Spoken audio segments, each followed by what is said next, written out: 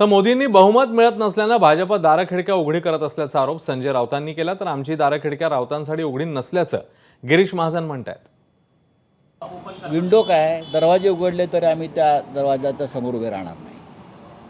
स्वाभिमान नावाची गोष्ट या महाराष्ट्रात शिल्लक आहे।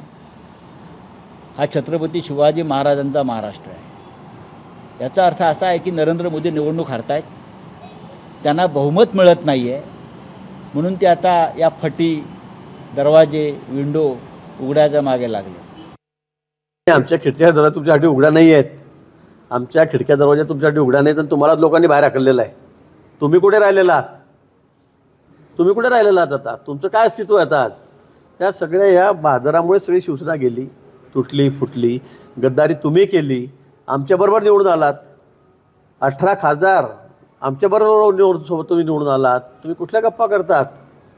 हां, त्यावेळेला मोदीजींना सभेसाठी आग्रहाने बोलून आपण सगळ्या जागा निवडून आणल्यात। विधानसभेला तुमच्या 54 आल्या, आमच्या 105 जागा आल्यात। हे विसरलात का तुम्ही?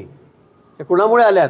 आणि निवडून आल्याबरोबर गणित जमत नाही असं बघितल्यावर तुम्ही काँग्रेसच्या मांडीवर जाऊन बसलात। एबीपी माझा, उघडा डोळे बघा नीट।